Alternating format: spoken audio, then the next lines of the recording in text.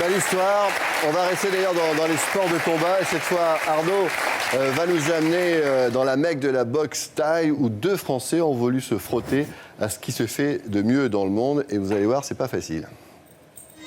C'est une fin d'après-midi comme les autres dans le centre de Bangkok. Il est 16h, les boxeurs du coin prennent d'assaut le camp d'entraînement pour 3 heures de travail. Des camps comme celui-ci, il en existe des centaines dans toute la Thaïlande. C'est ici, dans cette petite structure familiale, que Dida Diafat a posé ses valises, il y a 20 ans.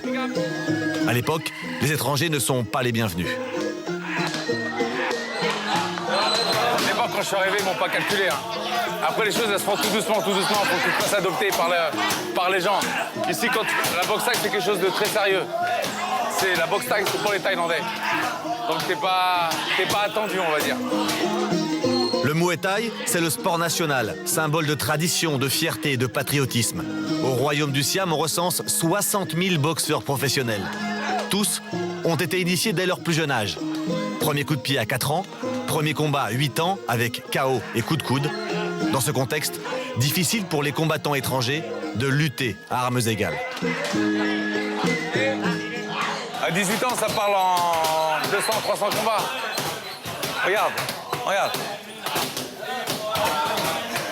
le petit, comment il regarde. Quand tu boxes tu tombes sur des boxeurs comme ça, regarde-le. Il termine pas haut et il part en pompe. Toi, tu commences à 18 ans, ils ont commencé, ils avaient 6 ans. Donc après, il faut aussi le travail et le travail. Il n'y a que le travail qui paye. Battre les Thaïs à leur propre jeu, c'est le fantasme de tous les boxeurs étrangers qui débarquent en Thaïlande. Dida a ouvert la voie aujourd'hui. Ses héritiers en équipe de France veulent suivre sa route.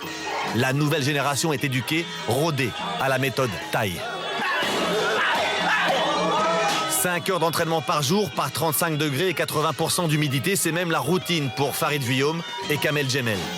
Farid et Kamel sont les 2 meilleurs boxeurs français de ces 10 dernières années. Avec 150 combats chacun et plusieurs titres de champion du monde, ils ont le redoutable honneur de pouvoir disputer la ceinture de champion du Lumpini, le titre suprême. Il n'y a rien de plus haut. Moi, je le compare toujours pour un footballeur à jouer une finale de Coupe du Monde et de la gagner. Voilà, c'est ça, Lumpini, c'est ça, quoi. Le Lumpini, c'est le temple de la boxe thaï, le théâtre des plus grands combats. Farid et Kamel vont y boxer en vedette, 2 étrangers en tête d'affiche du jamais vu. Même Dida, du temps de sa gloire, n'a pas eu cet honneur. Un honneur empoisonné. Battre le champion du Lumpini dans le fief de l'armée thaïlandaise est une mission quasi impossible. C'est chez eux, on est ici chez eux. Il va y avoir trop de pression sur les Thaïs. Pour que les Thaïs lâchent. Quand t'as l'armée derrière toi, t'as le camp derrière toi, t'as ton promoteur derrière toi. C'est-à-dire que tous ces gens-là jouent leur carrière ce soir dans quelques heures. C'est-à-dire que si la ceinture part du Lumpini, ils auront des comptes à rendre. Le soir du combat, les Français savent qu'ils vont vivre l'enfer au Lumpini, car aucun champion thaï n'est prêt à porter le poids du déshonneur. En coulisses, Farid et Kamel découvrent les vestiaires façon Bangkok. On y entre comme dans un moulin, on y mange, on y boit et on y fume. C'est dans l'anarchie totale que les 2 Français préparent le combat de leur vie. Pendant ce temps, les autres Français chauffent la salle et ils font bonne figure. Leur boxe offensive est très appréciée à Bangkok. Coup de poing, coup de pied, coup de genou, coup de coude. Le public thaï exulte à chaque impact.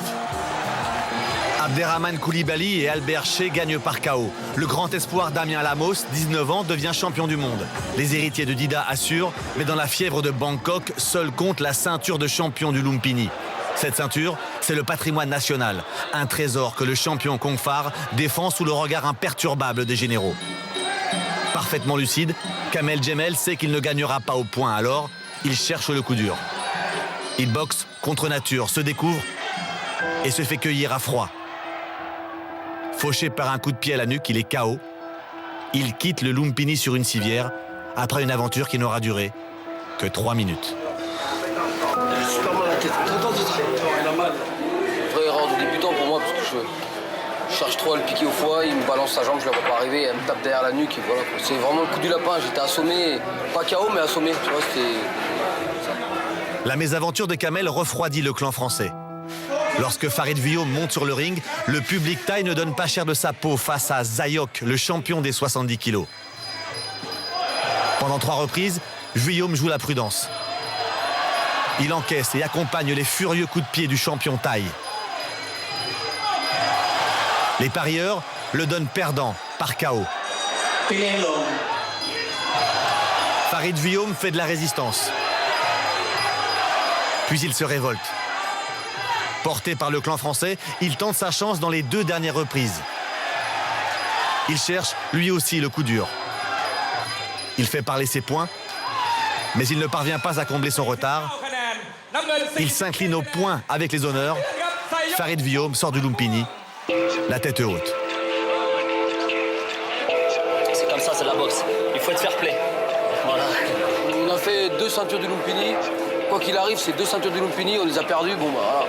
Farid, il a fait un bon match. Moi, ça a été un peu plus rapide. expéditif. Voilà, ça arrive. Mais bon, j'ai quand même gagné beaucoup de fois par KO. Donc, faut savoir jouer. C'est un jeu, la boxe. Donc, on gagne, on perd, on gagne, on perd. Les petits frères de Dida ont fait du chemin, mais les champions thaï restent les plus forts à domicile. En 60 ans d'histoire, la ceinture de champion n'est jamais sortie du Lumpini. Les images signées Zidane Berkous. Arnaud, j'espère qu'au moins les Français ont été bien payés pour ces combats. Denis-Marie Saint-Tural, président de la Fédération de sport de contact, on le répétait, on ne boxe pas au Lumpini pour de l'argent, mais pour le prestige et pour l'honneur. Pour information, Kamel Jemel et Farid Vuillaume ont touché de moins de 2500 € pour cette aventure au Lumpini. Non, c'est un petit peu comme pour le biathlon, si je crois. exactement. Ouais.